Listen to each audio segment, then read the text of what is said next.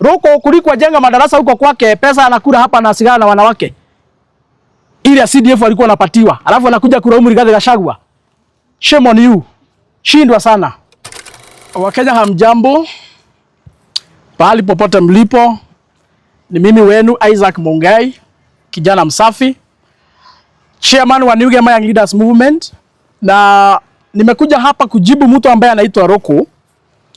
Roko alikuwa mbunge wa Mbeere North mwaka wa 2022 mpaka mwanzo ya hii mwaka, alafu akapatiwa kiti na William Ruto akakuwa waziri wa public service. Siku ya jana nimesikia Roko akiongea kule Mbeere, na alikuwa anaongea kama mjinga, kwa sababu alikuwa anahubiri injili ambao ni ya kugawanyisha jamii yetu, na alikuwa anaongea mambo ambao ya kumaliza umoja kati ya jamii yetu hapa. Na mimi nisikia Roko akisema ya kwamba eti kama itamaanisha Meru, Embu na Tharaka Nithi watoke katika hii mlima, wajiondoe katika umoja wa mlima, ndivyo William Ruto aingie kiti 2027. Nilisikia akisema ya kwamba watajiondoa. Na nikasikia Roko akisema ya kwamba eti kwa muda mrefu sisi kama jamii ya Mlima Kenya, hasa alikuwa anasema Wakikuyu. Ya? Nikasikia Roko akisema ya kwamba eti sisi Wakikuyu tumewatumia vibaya kwa muda mrefu, na akasema ya kwamba wao wamebaki nyuma zaidi. Sisi ndio tumekuwa tukisaidika na ile uongozi ambao imekuwekwa kutoka wakati wa Kenyatta. Mimi nataka niambie bwana Roko, ambia watu wa Mbeere North ukweli. Hata kama ungetaka tuachane, ni vizuri tuachane katika haki na katika msingi wa ukweli. Ambia watu wa Mbeere North ukweli, na wakijua ukweli wao pia wa sasa watajiamulia. Roko, nimekuwa kwenu Mbeere North wiki mbili. Uko madarasa mingi ni ya matope. Mahali ulikuwa mbunge wewe, mahali Jagagu alikuwa mbunge. Sisi Wakikuyu sio sisi tulikuwa tumewachagua hapo. Watu wa kwenu ndio walikuwa wamechagua ni nyinyi muwakilisha kule bungeni. Na kama watu wenu ndio wamekuwa wakiwachagua, wakichagua viongozi ambao ni malenge, wakichagua viongozi ambao hakuna kitu wanarada, wakichagua viongozi ambao ni wezi, wakichagua viongozi ambao ni wafisadi, wakichagua viongozi ambao ni walafi, sisi Wakikuyu tunakujia wapi bwana Roko? Sisi tunakujia wapi? Sisi hakuna mahali tunakujia. Sisi hatukuji. Watu wa Kiambu hawapigi kura huko. Watu wa Murang'a hawapigi kura huko. Watu wa Nyeri hawapigi kura huko. Watu wa Laikipia hawakuji kupiga kura huko. Nyinyi ndio mnapiganga kura huko. Watu wa Embu, watu wa Tharaka, watu wa Meru, nyinyi ndio mnapigania kura huko. Nyinyi ndio mnamuonga nani mnataka waongoze. Nyinyi ndio mmekuwa mkiamua wabunge. Nyinyi ndio mmekuwa mkiamua magavana na pia maseneta. Sio sisi tumekuwa tukikuja kuamua huko. Nyinyi ndio mmekuwa mkiamua. Na kama wale viongozi mlikuwa mnachagua ni walafi kama Roko, nyinyi mnafikiria mungepata maendeleo wapi? Roko amekuwa mbunge na madarasa kwake ni ya matope. Ndindi Nyoro amekuwa mbunge 2017 na 2022. Ametumia pesa ya CDF kujenga madarasa kule kwake. Madarasa zote zinakaa academy. Ametumia pesa yake kuboresha mambo ya elimu katika constituency yake. Ametumia pesa ya CDF ku make sure ya kwamba ameboresha zile barabara ambazo anafaa kutengeneza. Kuna barabara zingine ameweka concrete. Hiyo kazi yote Ndindi Nyoro amefanya na CDF. Roko kazi yake ni kuvuta sigara na kukimbiza wamama. Sasa kama wewe uko Nairobi, kazi yako ni kuvuta sigara, kazi yako ukiamuka ni pombe, kazi yako ukiamuka ni wanawake, ni siku gani madarasa kwako itaacha kukua ya matope? Alafu unakuja hapa kusema ati sisi watu wa Mlima Kenya hasa Wakikuyu eti tunafanya mrudi nyuma. Kwani Ndindi Nyoro ashaikuwa president ndivyo kwake atengeneze mashule? Kwani Ndindi Nyoro ashaikuwa deputy president ama rais wa Kenya ndio kwake aboresha mambo ya elimu vile ambavyo ameboresha? Ndindi Nyoro amekuwa mbunge tu kama wewe. Ndindi Nyoro amekuwa tu na CDF kama vile ambavyo Roko umekuwa na CDF. Lakini Ndindi Nyoro anatumia hiyo CDF kuhakikisha kwamba ametengenezea watu wa kwake mashule, amewatengenezea mambo ya elimu, ametengeneza barabara. Lakini wewe ukipatiwa CDF yako bwana Roko, kazi yako ulikuwa unavuta sigara, pombe, wanawake. And that is why leo hii Mbeere North madarasa ni ya matope. Shame on you bwana Roko. Shame on you bwana Roko. Ambia watu wa Mbeere North ukweli. Sio sisi tumefanya mkwe nyuma. Ni uongozi ili ambao nyinyi mnachaguliwa hapo mnaenda Nairobi raha. Mkichaguliwa hapo, mnaenda huko Nairobi raha. Na ni vizuri niambie watu wa Embu na watu wa Mbeere North na watu wa Tharaka Nithi. Iko siku niliona Bwana Kindiki akitengeneza madarasa ya matope huko Tharaka Nithi. Na hiyo siku alikuwa a sitting senator. Bwana Kindiki amekuwa senator miaka 10. Amekuwa deputy speaker miaka 5. Amekuwa leader of majority miaka 5 huko bunge. Amekuwa wakili, anasemanga amekuwa wakili miaka 50 mpaka huko Netherlands. Na bado huko Tharaka Nithi madarasa ni ya matope. Kwani mlikuwa mnataka msaidike na jengine namna gani? Kama wale viongozi ambao nyinyi wenyewe mnachagua, si viongozi wanaweza wasaidia, sio viongozi wa kuzingatia maendeleo. Ni viongozi wa kukuja Nairobi hapa raha.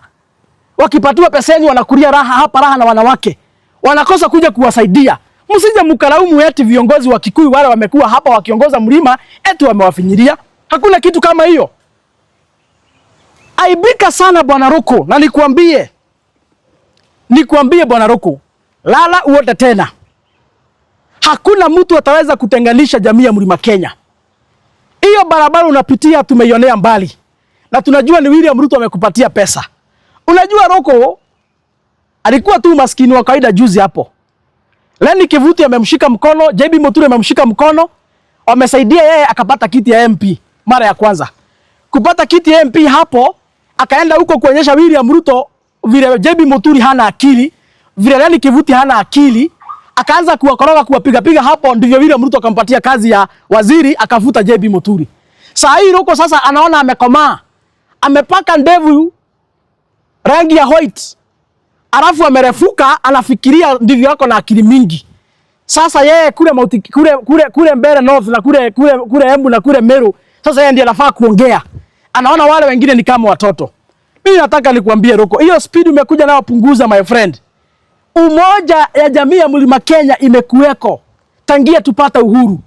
Haitakuja kutenganishwa na kijana mdogo kisiasa kama wewe. Umoja imekuweko katika miaka 60. Umoja imekuweko katika miaka 60. Kati yetu wa Meru, wa Embu na wa Tharaka. Umoja, urafiki, undugu ya miaka 60 Bwana Ruku. Haiwezi kuja kumalizwa na mrafiki dogo kama wewe. Hiyo urafiki yako ni kidogo my friend. Hiyo urafiki yako ni kidogo. Hauwezi kuja kutenganisha urafiki umejengwa katika msingi wa miaka 60. Hiyo haiwezekani. Wa Embu ni wetu. Wa Tharaka ni wetu, wa Meru ni wetu. Hakuna tofauti kati ya Mkikuyu, Mmeru, Muembu na Mtharaka na Mbeere. Hakuna tofauti. Sisi ni jamii moja hapa. Sisi tunaongea lugha moja hapa. Tumekuwa ndugu na dada. Tumeishi kwa umoja miaka 60. Mababu zetu walienda wakatuacha tukua katika msingi wa umoja. Hatuwezi kubarisha mtu mmoja hapa kwa sababu anaona akiwa mrefu sana kuliko watu wale wengine. Anafikiria yeye ndiye yako na akili mingi. Eti ya kuja hapa kutenganisha sisi. Hiyo hatutakubali. Na niambie watu wa Embu, msikubali kusikiza huyo kijana. Huyo kijana kisiasa hajakomaa, ako mbali sana. Ako mbali sana. Kisiasa Ruku ako mbali. Unajua hawa vijana wanatairishwa, anakaa kwa nyumba siku 5 hapo, kindoda inakauka kidogo, anafikiria amepona, anatokelezea kwa wanaume, anaanza kurukaruka, akipigwa tu kidogo anaanza kubleed, anarudi kwa nyumba. Huyo ndiye Ruku. Amechaguliwa hapo miaka 3, miaka 2 sasa. Amerefuka, anaona sasa yeye amekomaa. Amekomaa yeye sasa ndiye msemaji wa watu wa Meru na watu wa Embu na watu wa Tharaka. Haujapona my friend, uko mbali, kuja polepole. Kufikiria utatenganisha. Bwana Ruku, kufikiria utatenganisha jamii ya Mlima Kenya. Kufikiria urafiki yako itatutenganisha. Hizo story labda udanganye wanawake wako mkuu kwa room somewhere huko. Lakini usikuje kuongea mbele ya watu. Usikuje hapa kujaribu kuongea mbele ya Wakenya TV ambavyo utatenganisha sisi. Hauwezi tenganisha sisi. Danganya girlfriend zako mkuu kwa room somewhere. Lakini sisi jamii ya Mlima Kenya hiyo upuzi hatuwezi sikiza na hatuwezi nunua hiyo ujinga. Kula pesa ya William Ruto polepole. Tunajua ni ulafi na kukimbiza, lakini kula pesa ya William Ruto polepole. Usikuje ukatapikia watu wa Mlima Kenya hapa. Usije ukatapikia watu wa Mlima Kenya hapa. Na kama vile ambavyo nimesema, na jamii ya Mlima Kenya hii ni kitu ambao wanafaa wasikia, hasa wale wako kule Meru na kule Tharaka Nithi. Maendeleo inaletwa na wale viongozi nyinyi mmechagua. Mkiona mnakosa maendeleo, msije mkalaumu mtu mwingine yote. Huyo ambaye mlipigia kura ndiye mnafaa kulaumu. Huyo ambaye mmechagua ndiye mnafaa kulaumu. Ile kazi wabunge wamefanya hapa ni mingi, akina Ndende Nyoro, akina Wakili Mureu. Wabunge wengi sana wamefanya kazi hapa ya maendeleo kupitia CDF ile ambao wanapatiwa. Magavana wengi kina Irungu Kang'ata wamefanya kazi kubwa vile ambavyo wamechaguliwa na wananchi, ya kusaidia kaunti zao kuinuka, ya kusaidia maeneo yao bunge kuinuka, bila hata kutegemea viongozi wengine wote kule juu. Kwa hivyo kama nyinyi mnaona iko vitu ambavyo mnakosa, Ruku asikuja hapa kuwadanganya eti mnakosa kwa sababu nyinyi hamjakuwa kwa serikali. Mmekuwa kwa serikali, si mmekuwa na wabunge, si mmekuwa na magavana, mmekuwa na viongozi. Wala mnafaa kulaumu ni hao viongozi wenu kina Karinda, kwa sababu kazi yao ni kufurahisha William Ruto. Kazi yao ni kulamba William Ruto. Kuliko wafikirie vile watasaidia watu wa Embu watoke katika umaskini. Kazi yao ni kuja kulamba William Ruto na kumfurahisha. Shida ya Embu ni uongozi. Shida ya Tharaka Nithi ni uongozi. Shida imekuwa hapo. Na ni vizuri watu wetu mnisikiza mahali ambapo mko. Shida yenu ni uongozi, wale ambao mnapatia viti hapo. Na ndio maana tulikuwa huko, tukakuja tukaambia muongee na Karis. Tukaambia Karis amekuwa MCA miaka 15, ako na ujuzi na hawezi kuwa amechaguliwa mara 3 kama hakuna kitu anasaidia nayo. Lakini hao wakora wa William Ruto wakakuja hapo wakawaletea mtu anaitwa Muthende. Muthende niliona akiwa kule bungeni kazi yake ni kupiga simu wakati mjadala inaendelea. Ya? So watu waangalie wale viongozi wanachagua. Lakini hii mambo ya Ruto kuja kudanganya hapa, hiyo wasahau kabisa na asahau kabisa. Kuota ya kwamba Mlima Kenya tutaachana, eti ufurahisha William Ruto, hiyo ni kitu hatuwezi kubali. Na niambie jamii yetu hasa kwa jumla, with or without Rigathi Gachagua, hata kama wengine wanasema ya kwamba wanachukia Rigathi Gachagua, wala walafi wa William Ruto, hatutakubali Mlima Kenya kugawa mara 2 ama mara 3 eti kwa sababu mtu wako na shida na Rigathi Gachagua.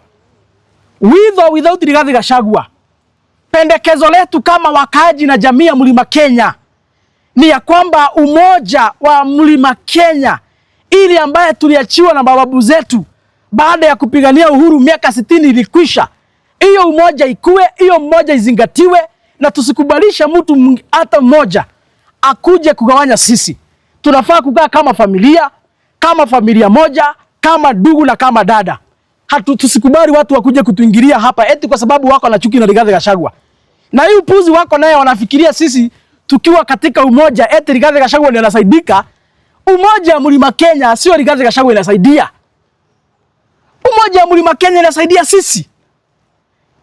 Umoja wa Mlima Kenya inasaidia sisi. Kwa hivyo msikubali kuuzua chuki, kwa sababu hivyo ndivyo Ruto wanafanya. Na wala wakora wa William Ruto hiyo ndio ile kitu wanafanya. Wanakuja kuuzia nyinyi chuki eti kwa sababu wanachukia Rigathi Gachagua, wanasema ya kwamba mlima igawe mara 2. Umoja wa Mlima Kenya sio Rigathi inasaidia. Inasaidia sisi kama jamii, kwa sababu ya kujipanga mambo ya kutafuta serikali na kujipanga mambo ya kuitisha vitu zetu katika serikali. Tukiwa katika umoja wetu, kunegotiate na kubargain na kutetea haki zetu itakuwa rahisi. Lakini mkikubali mtu awauzie chuki hapo, akuja wadanganya mambo za rigiji, mkubali kugawanywa hapo, nyinyi ndio mtakuja kuhangaika. Nyinyi ndio mtakuja kuhangaika. Tukiteseka, tutaseseka sisi wote. Mwenye ako Kiambu akiteseka, mwenye ako Tharaka Nithi anateseka. Mwenye ako Meru, mwenye ako Embu, mwenye ako Nakuru, mwenye ako Nyeri anateseka. Hii si mambo na Rigathi Gachagua. Hii si mambo na Rigathi Gachagua. Ako sawa, ako na familia, watoto wake na bibi yake, yeye yako sawa. Mchague William Ruto, tukate Mlima Kenya mara 10, tukose kukata, tujichanganye, yeye yako sawa na jamii yake, yeye hana shida. Sisi ndio tutaumia. Sisi ndio tutateseka. Kwa hivyo msikubali Ruto kwa sababu ya chuki yake ya Rigathi Gachagua akuje kuambia mambo mengine hapo ya upuzi. Na hiyo maneno ni hiyo. Maneno ni hiyo. Kama iko swali tutajibu, kama hakuna swali hiyo habari ifikishiwe Ruto. Mambo ya kufikiria kugawanya Mlima Kenya muambie hiyo aongee kwa room akiwa na girlfriend zake. Lakini asikuje sisi kutuletea hiyo upuzi. Hiyo umoja imelimiwa miaka 60. Haiwezi malizwa na kijana mdogo kwa sababu ya ulafi ya miaka 3 kwa serikali. Hiyo upuzi hatuwezi kubali. Fikisheni hiyo habari. Na namwambia Ruko kwake madarasa ni ya matope na amekuwa mbunge miaka 3 na amekuwa waziri sasa mwaka moja. Na kwake madarasa ni ya matope. Kiharo madarasa imejengwa. Hapa Juja hakuna madarasa ya matope, tuko na mbunge. Huko Gatanga nyumbani kwetu Ushago tuko na mbunge Wakili Moreu. Madarasa huko si ya matope. Wakili amejenga madarasa. Ruko kuliko ajenga madarasa huko kwake, pesa anakula hapa na sigara na wanawake. Ile ya CDF walikuwa wanapatiwa. Alafu anakuja kulaumu Rigathi Gachagua. Shame on you. Shindwa sana. Kabisa.